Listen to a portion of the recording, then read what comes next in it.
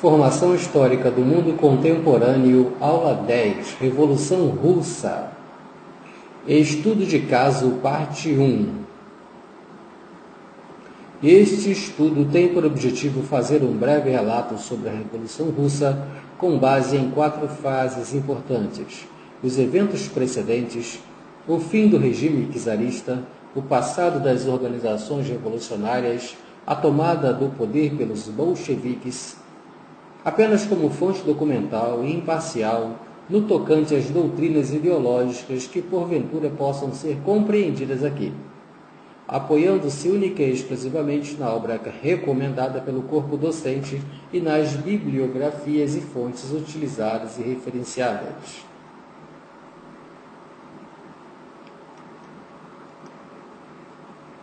O som da marcha da multidão era abafado pelo profundo silêncio da expectativa de um confronto iminente. Mas, frente a frente, manifestantes e soldados se confraternizam e o vazio agora fora preenchido pela explosão da união que o encontro possibilitou. Por que devemos entender a Revolução Russa? Porque foi um movimento proletário de trabalhadores e camponeses organizados politicamente que mudou a ordem social estabelecida, destruindo a hegemonia da autocracia czarista no início do século XX, cujas repercussões se manifestaram em contexto mundial. Observação. É importante diferenciar o motivo que deu origem à Revolução Russa dos eventos circunstanciais que serviram de apoio para que ela ocorresse, dos quais podemos citar a Revolução Francesa e as ideias de Karl Marx. Antecedentes. Conceito de revolução. Movimento de revolta contra um poder estabelecido, feito por um grande número significativo de pessoas, em que geralmente se adotam métodos mais ou menos violentos: insurreição, rebelião, sublevação. Conjunto de acontecimentos históricos que tem lugar numa sociedade e que envolvem o país inteiro, quando parte dos insurgentes conseguem tomar o poder instituído e mudanças profundas políticas e econômicas e sociais se produzem na sociedade. Novas formas de poderes são estabelecidas. É diferente de revolta, motim ou golpe de Estado. Exemplo: Revolução Gloriosa na Inglaterra, Revolução Francesa e golpe militares de 64 e o golpe sobre a presidente Dilma não foi uma revolução. Palavras: autocracia, arbitrariedade, privilégios, cultura, servidão, pobreza, privação, ignorância, desigualdade, despotismo, manifestação, resistência, revolução, massacre, fome, morte. Geografia. Grande espaço territorial. A Rússia possui 1/3 da superfície terrestre. Montes Urais. Clima. Entre 10 e menos 55 graus centígrados. Rios importantes: Rio Volga, Rio Danúbio, Rio Irtych, Rio Tobalski, Rio Neva. Cidades importantes: Vladivostok, São Petersburgo, Moscou, Kronstadt, Brest-Litovsk, Kiev, Kuban, Zinoviev, Kazan, Omsk, Hamburg, Gatchina, Tsarskoye, Yekaterinburg e Ashkov, entre outras. Instituições czaristas: cossacos, guarda real, divisão selvagem. Observação: as forças czaristas chegavam a 4 milhões de soldados. A maioria esmagadora era de camponeses. Economia: país atrasado tecnologicamente, agrícola, majoritariamente agrícola. Distribuição da riqueza: 80% das terras pertenciam à nobreza. Constituição étnica: agregação de várias etnias eslavas, caucasianas, ucranianas, vasquires, uzbeques e azeris. Lugares: Palácio Tauride, Kremlin, Sibéria. Elementos amigos, aliados, Inglaterra, França. Elementos inimigos, Alemanha, Japão. Política. A Rússia pré-revolucionária. Aspecto político. Estado autocrático. Centralização de um poder ilimitado, absolutista, excessivo nas mãos do czar, que impunha, através de alianças, as relações de poder que mantinha com burocratas e militares de alta patente. Detinha o monopólio legítimo da força, caracterizado pela ausência das liberdades conquistadas em outros países como a França. Fechamento do país ao estrangeiro por Nicolau I, para impedir que os cidadãos russos tivessem contato com as ideias e ideais que circulavam pela Europa, para impedir que as classes menos favorecidas alcançassem os privilégios da minoria dominante e principalmente para evitar insurreições como a Revolução Francesa. Controle dos poderes locais, municipais, pelos aliados do czar. O cenário popular era de fome, miséria, trabalhos excessivos, inclusive os velhos, péssimas condições de vida. Observação: o fechamento foi por Nicolau I, antes do Nicolau II. O czar Nicolau II, sua intimidade. Homem firme, defensor da autocracia, a maior parte do tempo envolvido em cerimônias religiosas, pagou a igreja para ensinar as pessoas a adorarem-no. O poder do czar, baseado em suas instituições, era tão grande que jamais se imaginaria que a autocracia da qual ele era o presidente fosse esmigalhada. Até outubro de 1916, vivia uma vida relativamente tranquila. Vivia com sua família, rodeado pelo Estado-Maior e de seus exércitos, ocupando-se totalmente com os assuntos internos. Mas os assuntos externos ficavam a cargo da imperatriz Alexandra, sua esposa, que tinha pulso firme e fortalecia o regime autocrata. Considerado um homem bondoso, um excelente pai de família, mas também preguiçoso, e bocejava nas reuniões do conselho, mas não abria mão de suas prerrogativas e não se arrependeu de ter ordenado matar os manifestantes do Domingo Sangrento. Personalidades. Nicolau II, czar. Alexandra, esposa de Nicolau II. Anastasia, Maria, Ana e Olga, filhas do czar e Alexandra. Protopopov, ministro do interior do czar. Belayev, ministro da guerra do czar. Kabalov. Katarina Brezhkovsky, foi considerada a avó da Revolução Russa. Rodzianko, presidente da Duma. Miliukov Pavel, professor de História.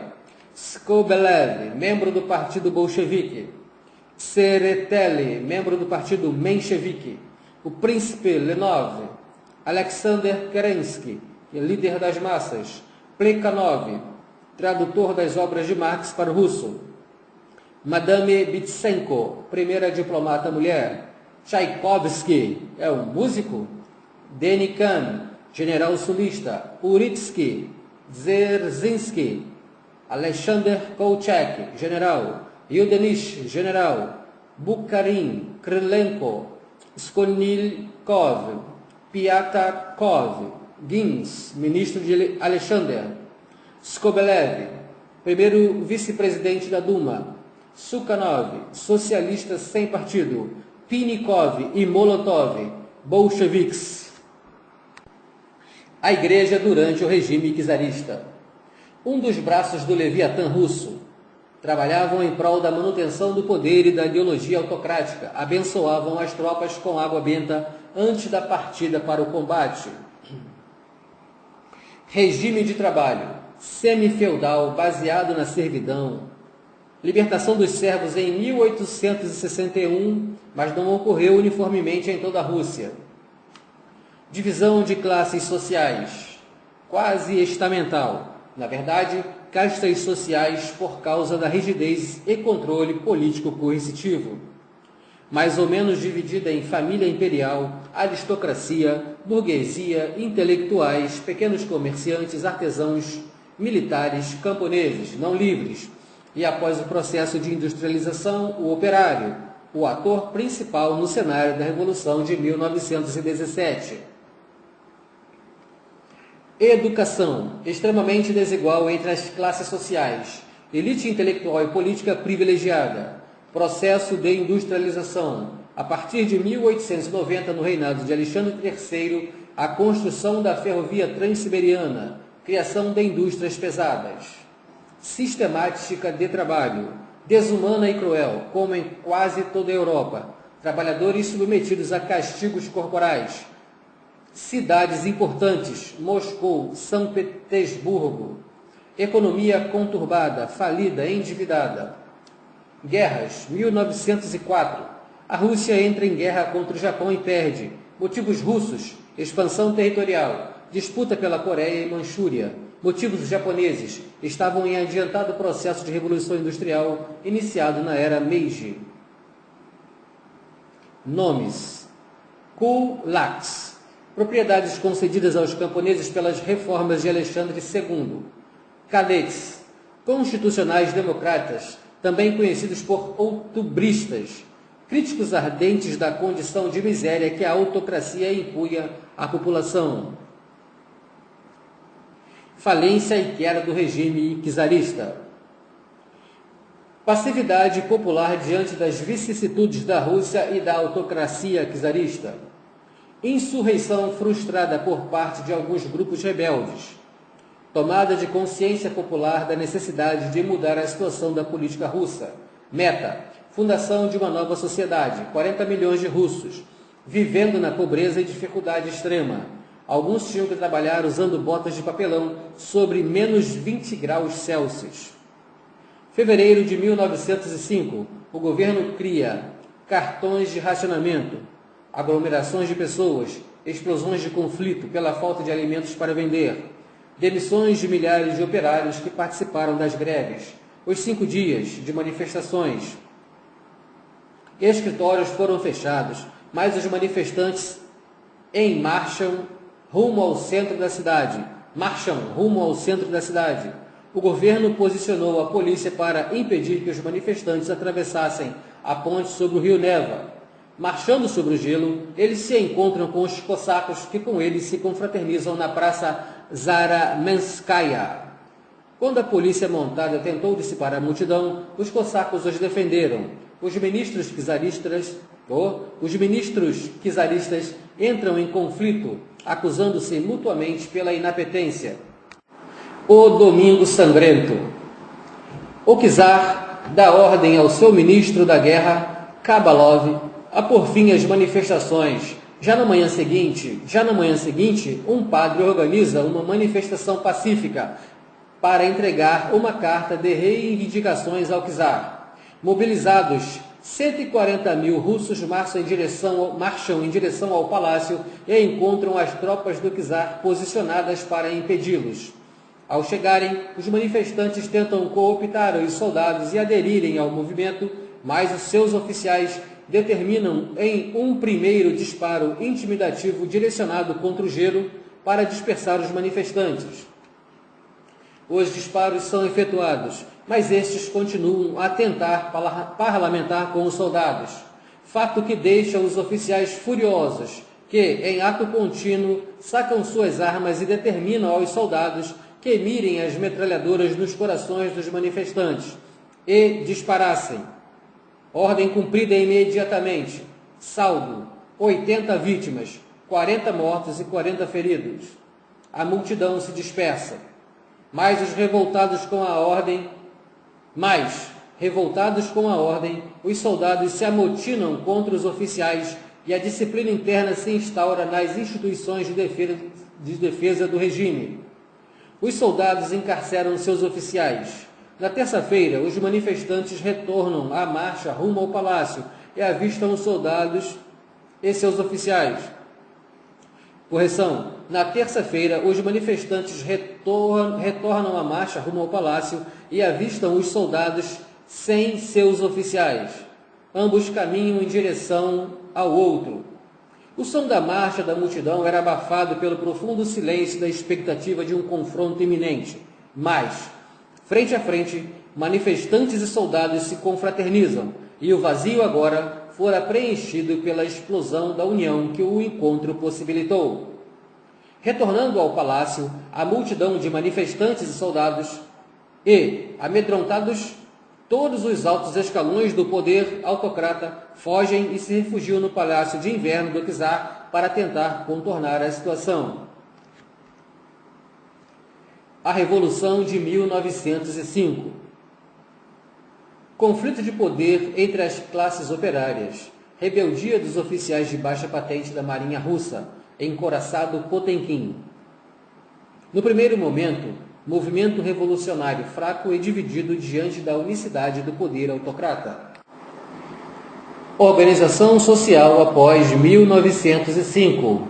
Conflitos internos, políticas armamentistas, beligerância, paz armada. Havia também os grupos anarquistas que interpretavam diferentemente as teorias de Bakunin. Reação da população russa após o Domingo Sangrento. As manifestações populares.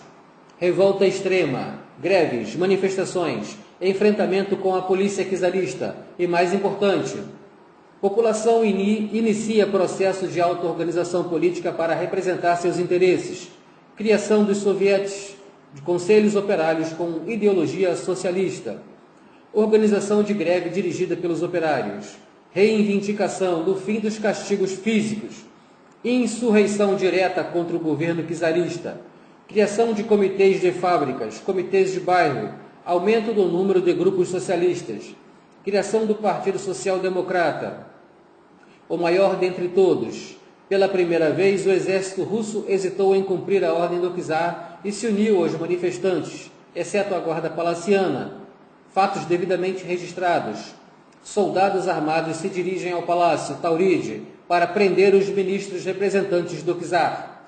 Os manifestantes queimam a prisão de Schilesburg para os presos políticos e a destroem e libertam seus presos.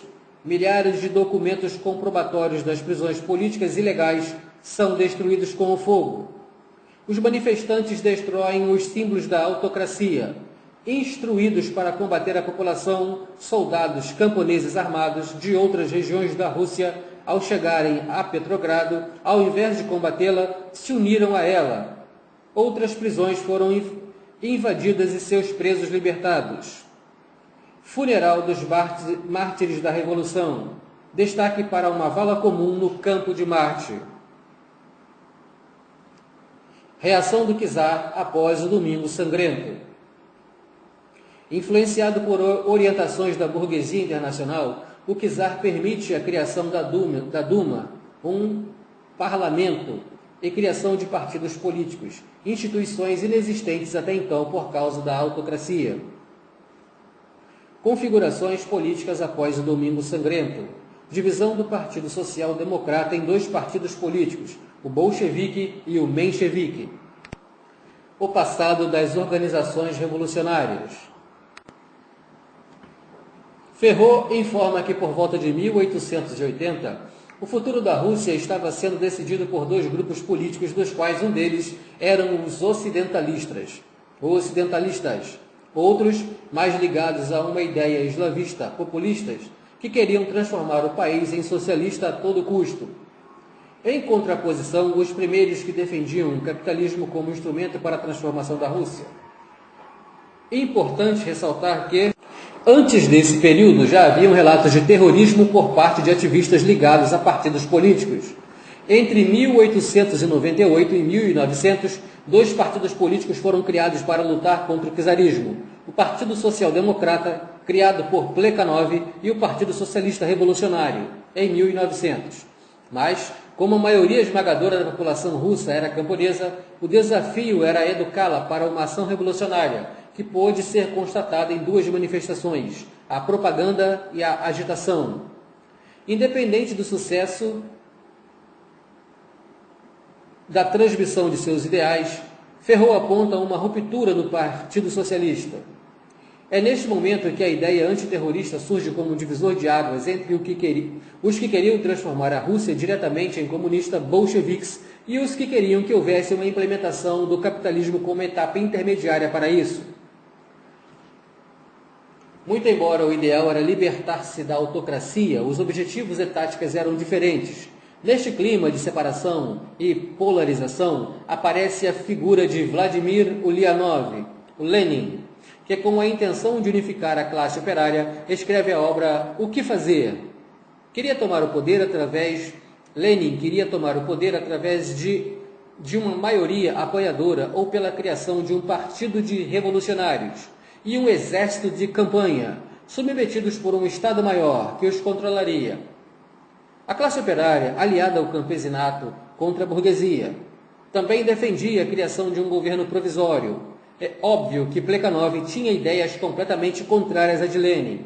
Neste ínterim houve muita violência, tanto nas cidades quanto nos campos. Diante de todas essas diferenças ideológicas e partidárias, Lenin rompe definitivamente com o Partido Democrata e inicia um processo de hostilidades contra ele. Subsequente a isso, Lenin escolhe o Partido Bolchevique como o único representante da causa trabalhista para a tomada de poder. Bolcheviques, vermelhos, majoritários, Lenin, criado em 1905. Socialistas radicais que queriam reformar o sistema através de uma revolução armada para estabelecer um governo operário sem negociar com as outras classes sociais. Os camponeses estavam ligados aos populistas bolcheviques, tinham função de criar os sovietes e organizar um proletariado para que, num futuro brevíssimo, ele servisse à causa da revolução proposta por Lenin. Mencheviques, brancos, minoria, Trotsky, Plekhanov. Criada em 1905, socialistas, aliados à burguesia, considerados moderados, queriam reformar o sistema através de legislações sob a tutela do Estado, buscando favorecer aos pobres, mas sem prejudicar os burgueses. O nascimento do Soviete de Petrogrado. A massa de manifestantes marchava diária e incessantemente em direção ao palácio exigindo mudanças.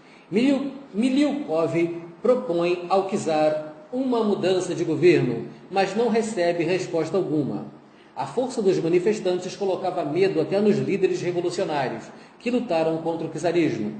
Sem saber o que a multidão de manifestantes realmente ia fazer para evitar outro banho de sangue, Kerensky toma a direção dos soldados e saúda os manifestantes que já haviam libertado os presos políticos da prisão de Krestes. Após se alocarem no palácio, um grupo de mencheviques se autoproclama Estado-Maior do movimento operário, para representar os sovietes, especificamente o de Petrogrado. Assim, convidou aos líderes trabalhistas a elegerem seus delegados. A reunião desses delegados é que foi chamada de Soviete. O Estado-Maior do movimento, juntamente com os delegados, organiza um comitê para garantir o abastecimento geral da cidade e uma milícia operária. O nascimento do duplo poder. A Duma toma a liberdade de deliberar duas ações para contornar a grave crise sem permissão e ainda contrariando os interesses autocratas do czar. Primeiro, ela cria um comitê que gera maior interação com o movimento trabalhador que funcionasse como agência de manutenção da ordem e das instituições. Segundo, uma forma de governo trabalhista excluindo todos os elementos e ideologias monarquistas. Os sovietes deixam a luta contra o poder nas mãos da Duma, uma espécie de prontidão, e ficam em uma espécie de prontidão se houvesse confronto. Ferrot considera essa fase como resquícios de uma fase burguesa da Revolução. Em acordo, os sovietes reconhecem a legitimidade do governo da Duma, assim como os sovietes, um outro evento que reconhece a legitimidade da Duma acontece, é o Prikaz I, que foi a aderência voluntária dos soldados às ordens apenas da Duma, e não reconhecimento das ordens aos antigos oficiais das forças czaristas. Diante de todas essas ocorrências, os Romanov abdicam do trono. Miguel II é nomeado imperador, mas logo é persuadido a abdicar. A Primeira Guerra Mundial. 1914. Rússia, membro da Tríplice Entente, Rússia, Inglaterra e França, declara guerra à Alemanha. por ocasião dessa aliança, pelo assassinato do arquiduque Francisco Ferdinand da Prússia. Então, comandado pelo supremo comandante Nicolau Nikolaevich, a Rússia entra na Primeira Guerra Mundial, mas os soldados lutavam subnutridos, sem munição para suas armas e até desarmados. Instaura-se a Quarta Duma. Estado político-econômico da Rússia ao entrar na Primeira Guerra. Falida, instável, política e econômica. Crises de fome, racionamento de alimento e munições, total despreparo para entrar em guerra. Camponeses obrigados a se alistarem. Inferioridade bélico-tecnológica frente à Alemanha. Elevado número de baixas, não apenas entre os soldados, mas também entre a população civil. Cerca de 3 milhões de soldados foram mortos pelo exército alemão e mais 5 milhões são feridos. Os cadáveres tiveram que ser cremados por causa do fedor, mas a maioria foi abandonada sobre a neve. Após a guerra, Nicolau II demite Nikolaevich e assume diretamente o comando supremo das Forças Armadas. Em 1915, o exército russo, completamente falido, sem quadro de reservas, oficiais e praças, para enviar aos frontes de batalha. Falta de especialistas para compor a artilharia russa. Em 1916, inicia-se a Guerra Submarina. Em 1917, falta de alimentos devido à queda na produção. A alta de preços. A produção, distribuição e consumo diminuem drasticamente. Iniciam-se os conflitos ideológicos internos entre as instituições militares e civis, onde ambas acusam-se, onde uma acusa a outra de inapetência e estes, por sua vez, acusando-os de correção.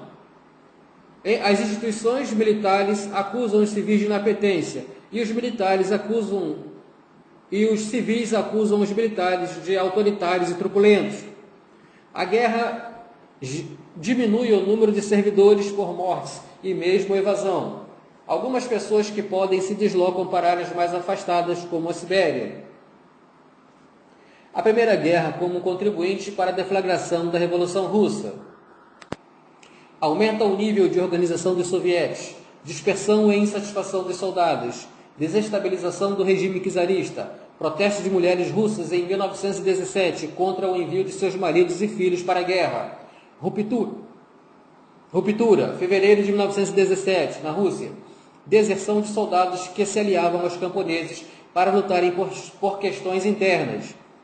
Participação da mulher no planejamento das missões, até mesmo em operações de combate. Surge uma divergência entre Lenin, que recomendava que a Rússia saísse da Primeira Guerra para poder concentrar-se na Revolução, Kerensky, que incitava a manutenção das tropas no conflito para repelir a agressão estrangeira. Independente disso, o foco de ambos era a Revolução Russa. Dissolução da Duma. Após as manifestações, Nicolau II dissolve a Duma. Revolução da Duma, 1917.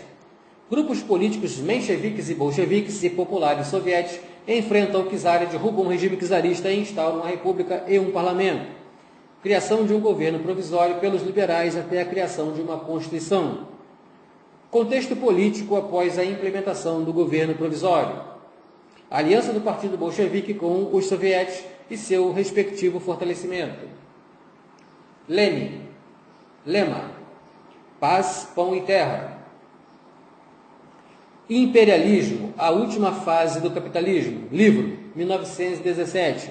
Fala a respeito da implantação do comunismo na Rússia em 3 fases, após a quebra da autocracia czarista, a implantação de uma democracia inicialmente, e depois um socialismo como trampolim, e por último a definitiva e objetivada transformação em comunismo. Todo o poder aos sovietes. Livro.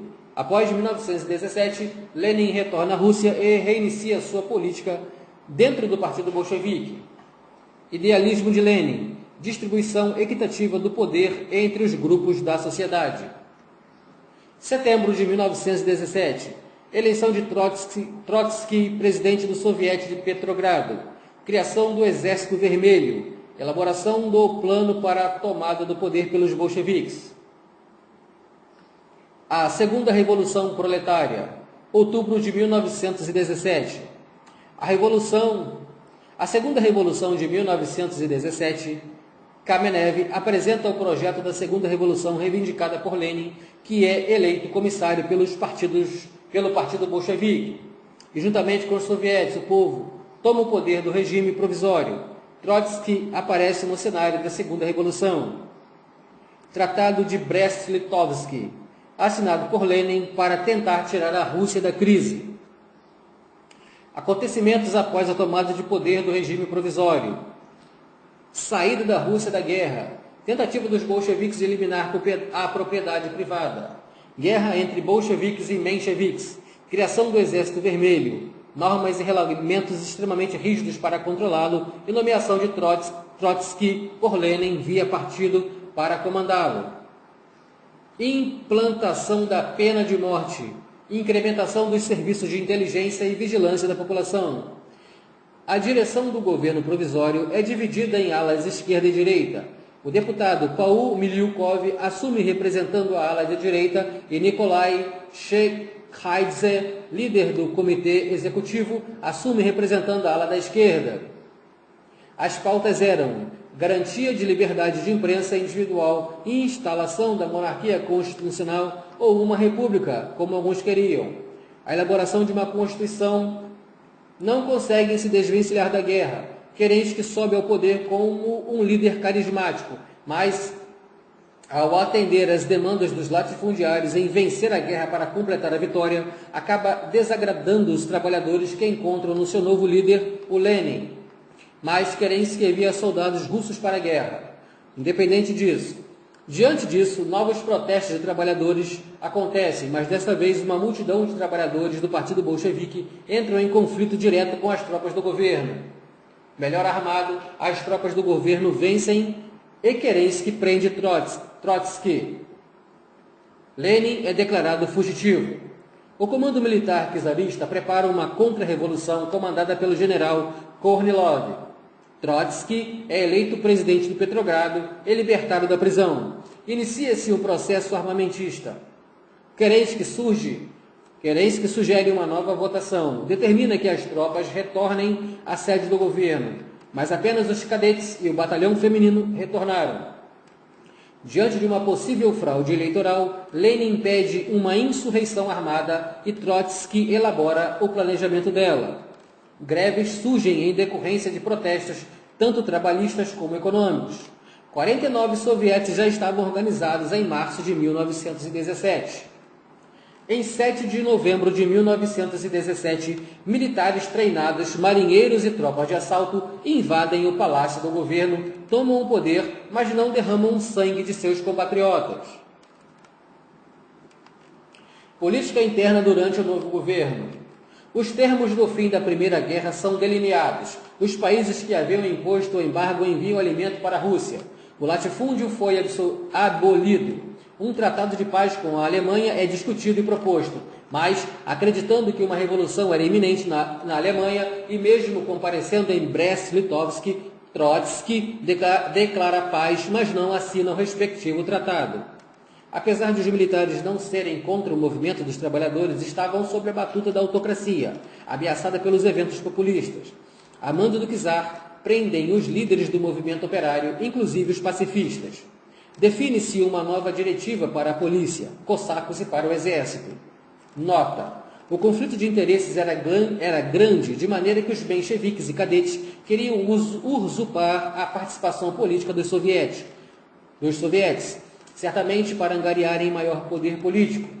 Bolcheviques eram a favor de que se fortalecesse os soviéticos, para que a longo prazo eles se transformassem em representantes de todos os segmentos sociais e não apenas de alguns e em toda a Rússia. A guerra contra os bolcheviques. Um exército de coalizão é formado, aliados, para combater os bolcheviques. Durante esta fase, a Rússia é novamente atacada pela Alemanha. Lenin exigia que o Tratado de Paz fosse assinado. Também foi criado um movimento político-cultural que solicitava apoio dos Estados Unidos para intervir internamente na Rússia. A Sibéria é invadida pelo Japão, que propõe aos Estados Unidos intervir na Rússia. Ligeiramente, o South Dakota chega em Vladivostok, bem como as forças militares da Itália, França e Grã-Bretanha. A Transiberiana foi bloqueada pela Tchecoslováquia. O sul da Rússia se levanta contra os bolcheviques, comandados pelo general Denikin. O general Bogaevsky lidera os cossacos contra os bolcheviques. Os bolcheviques foram cercados por mais de 14 exércitos inimigos. O general Kolchak invade Omsk, combate os soviéticos, captura milhares de soldados soviéticos, se autodeclara governante supremo da Rússia.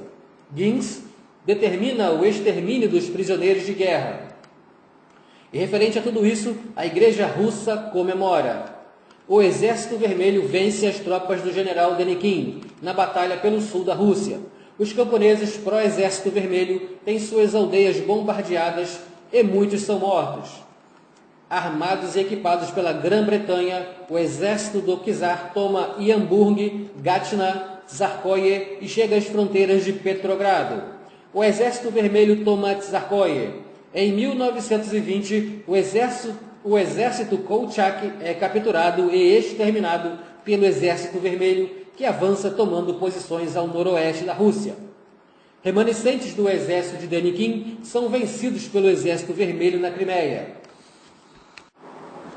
1921. Vitória do Exército Vermelho sobre os mencheviques. Embora possuidores de recursos e de apoio da aristocracia internacional, eles não tinham apoio interno da população, os mencheviques. Repercussões internas. Revitalização do nacionalismo frente à atitude das potências ocidentais. Instituição do culto ao líder, especificamente Lenin. Criação da NEP, Nova Política Econômica. Lema: 2 passos para trás, 1 passo para frente. Ou seja, 2 passos para um passo para trás, 2 passos para frente. Ou seja, criação de bancos, retorno à propriedade privada, instauração de fábricas que vão durar até a morte de Lenin, 1924, e a Constituição de 1924. Nesse intervalo, houve também uma disputa pelo poder entre Trotsky e Stalin.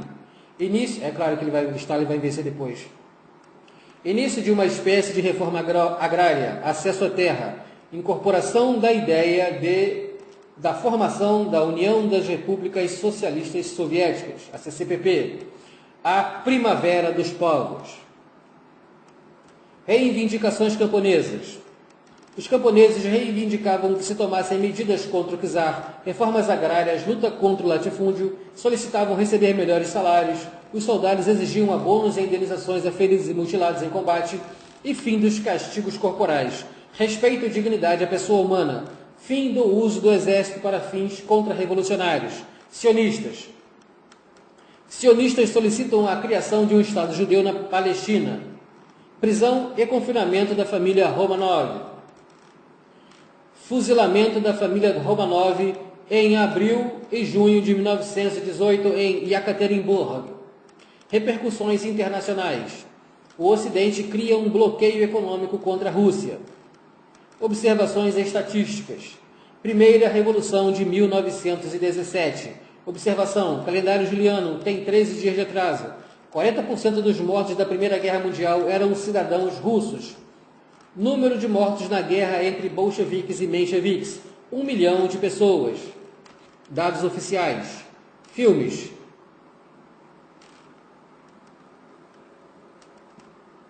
Não. Marc Ferro, A Revolução Russa de 1917. Parte 1. 1967, Flammarion, Paris, Editora Perspectiva, 1988. Fichamento por Marcelo Gonçalves Ribeiro. Fichamento. Início da Revolução de Petrogrado, entre 23 de fevereiro e 8 de março de 1917. A Duma e a formação para um comitê de restabelecimento da ordem das relações institucionais, entre 27 de fevereiro a 12 de março. Nascimento do Soviete em Petrogrado, em 27 de fevereiro e 12 de março. Proclamação do Prikaz I, entre 1º e 14 de março. Formação do governo provisório, de 2 a 15 de março. Abdicação de Nicolau II, de 2 a 15 de março. Miguel Romanov renuncia ao trono, de 3 a 16 de março. O soviete de Petrogrado aos povos do mundo, entre 14 e 27 de março. Primeiras confraternizações, de 25 de março a 7 de abril. Missão socialista aliada chegada à Rússia, 31 de março a 12 de abril. O retorno de Lenin, 4 a 17 de abril. No começo da crise de abril, 18 de abril e 1º de maio. O começo da crise de abril, entre 18 de abril e 1º de maio. Nota Miliukov, entre 18 de abril e 1º de maio. Formação de um governo com a coalizão de participação socialista, entre 5 e 18 de maio. Greves, no início de maio. Socialistas moderados vencem as eleições municipais, entre 30 de maio e 12 de junho. Primeiro Congresso dos Sovietes, de 3 a 16 de junho. A Rada de Kiev elabora seu primeiro ato soberano, entre 10 e 23 de junho. Os bolcheviques entram em conflito com os integrantes dos sovietes pan-russos, entre 10 e 26 de junho. Kerensky, contra-ofensiva por ordem de Kerensky, entre 16 e 29 de junho. A organização dos sovietes para a manifestação onde os bolcheviques obtêm sucesso, entre 18 de junho e 1º de julho. Os ministros cadetes saem do governo, entre 2 e 18 de junho.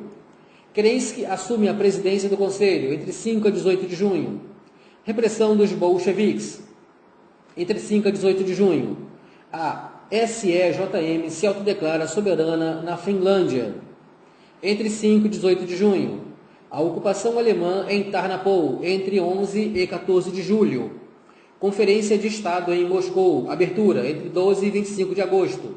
A Riga é ocupada pelos alemães, entre 21 de agosto e 3 de setembro. Kerensky se torna generalíssimo, entre 30 de agosto e 12 de setembro. Putsch-Kornilov fracassa, em 30 de agosto e 12 de setembro. O soviete de Petrogrado elege Trotsky como presidente, entre 8 e 21 de setembro. Conferência Democrática, de 14 a 27 de setembro. A Conferência Democrática permite a Kerensky a formar um novo governo, entre 25 de setembro e 8 de outubro. Fundação do Comitê Revolucionário pelos Sovietes de Petrogrado, de 9 a 22 de outubro.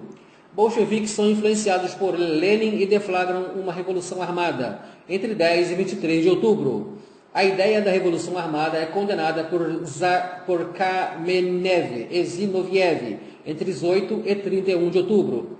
Segundo Congresso dos Sovietes, entre 25 de outubro e 7 de novembro.